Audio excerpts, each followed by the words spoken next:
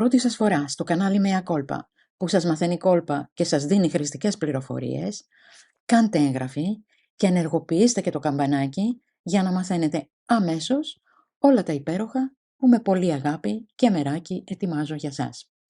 Και μην ξεχάσετε να κάνετε like και να κοινοποιήσετε το βίντεο. Και επειδή η γνώμη σας μετράει, αφήστε το σχόλιο σας κάτω από το βίντεο.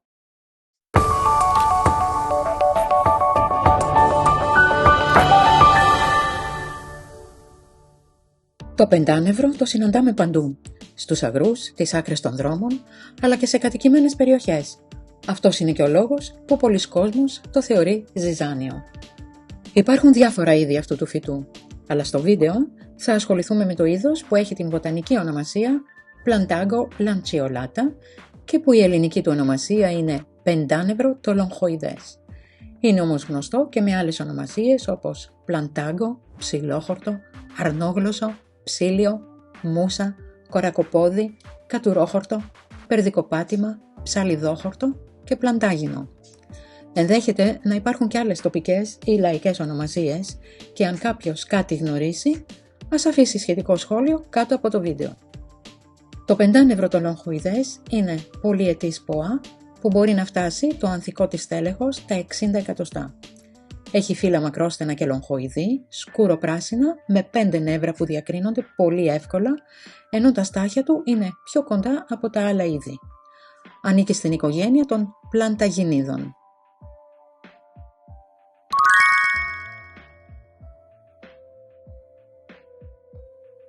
Χλιώδεις ουσίες, τανίνες, φλαβονοειδή, πυρητικό οξύ, βιταμίνη C, απιγενίνη, βαϊκαλεΐνη, βενζοϊκό οξύ, χλωρογενικό οξύ, κυρτρικό οξύ, φερουλικό οξύ, ολεανολικό οξύ, σαλικυλικό οξύ, ουρσολικό οξύ και το γλυκοσίδιο αοκουβίνη.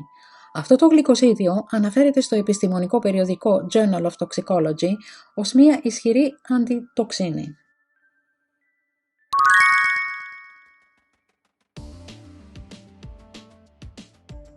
Η αοκουβίνη έχει αντιβιωτικές ιδιότητες. Οι τανίνες βοηθούν στην εξουδετερώση των βακτηρίων στους βλενογόνους και οι γλιώδεις ουσίες επίσης προστατεύουν τις μεμβράνες από τα μικρόβια. Το πυρητικό οξύ είναι πλούσιο σε πυρίτιο που χρειάζεται ο οργανισμός για τη συντήρηση και ανανέωση των μεμβρανών, των χόνδρων και των οστών. Το 2014 το πεντάνευρο ανακηρύχθηκε ως φαρμακευτικό φυτό της χρονιάς.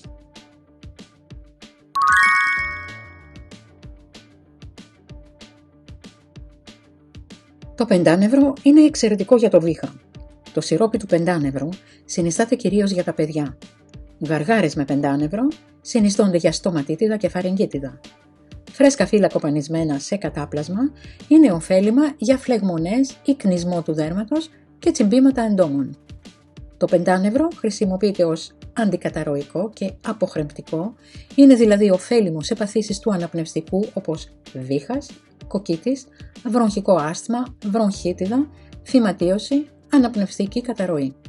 Είναι στυπτικό και ωφέλιμο στη διάρρεια, δυσκυλιότητα, κιστίτιδα, γαστρίτιδα, κολίτιδα, τα πεπτικά έλκη, τη δυσεντερία, το σύνδρομο του ευερέθιστου εντέρου.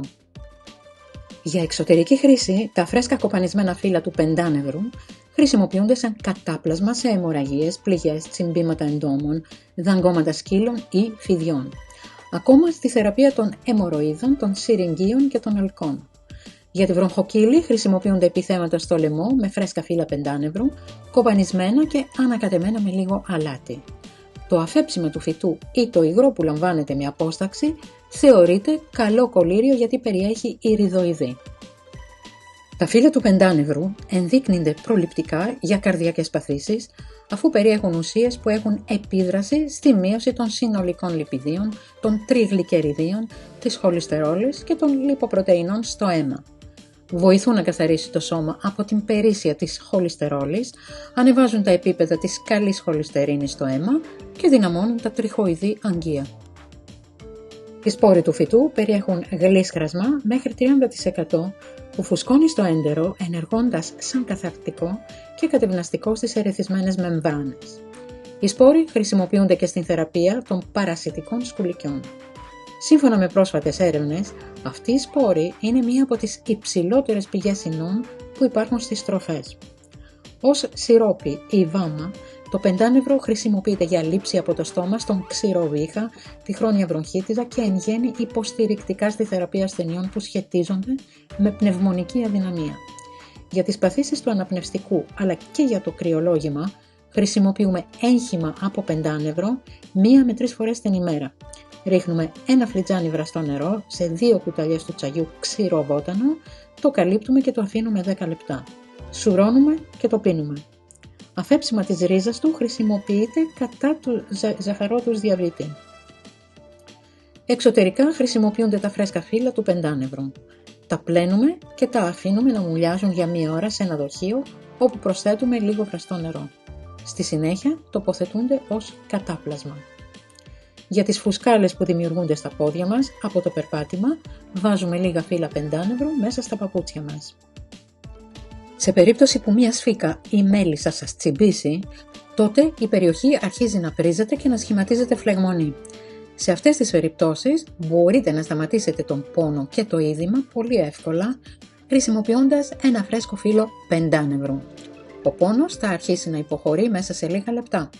Για τα τσιμπήματα από κουνούπια κάντε ένα γρήγορο ντους και αλείψτε τις περιοχές του δέρματός σας που δέχτηκαν τα τσιμπήματα με λάδι πεντάνευρου.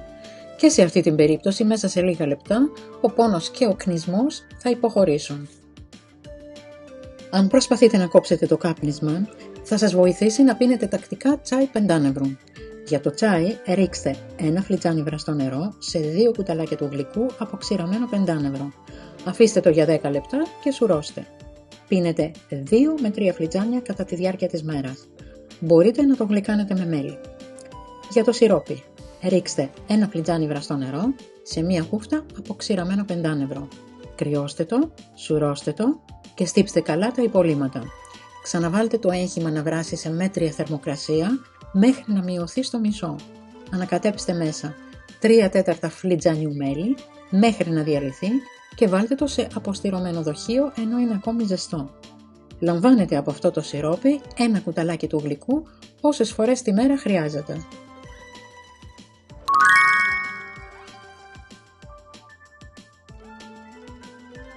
Προσελκύει άγρια ζωή στον κήπο μας. Προσφέρει τροφή στις κάμπιες πολλών ειδών πεταλούδων. Μπορούμε να φτιάξουμε αληφή και να τη χρησιμοποιήσουμε ως κρέμα νυκτός για τις ρεπτίδες.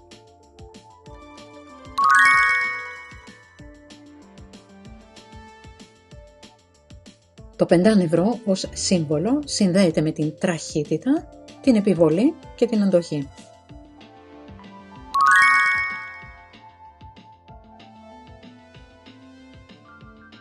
Το πεντάνευρο είναι βότανο γνωστό από την αρχαιότητα. Σύμφωνα με τον Διοσκουρίδη, το βότανο θεράπευε τις δερματικές παθήσεις όπως πληγές, καλόγυρους, κάρκαδα, άνθρακα και χειράδες. Την πρώτη χιλιετία το φυτό ήταν γνωστό σε Άραβες, Πέρσες, Έλληνες και Ρωμαίους γιατρούς. Ο Αβικένας, στο βιβλίο του «Κανόνες της ιατρικής επιστήμης», συνιστούσε να παίρνουν φύλλα του πεντάνευρου ως αντιαιμορραγικό μέσο στα πριξίματα σε χρόνια κακοήθη έλκη, φλεγμονές των ματιών, ασθένειες των νεφρών, του σηκωτιού, των πνευμόνων και ρευματισμούς.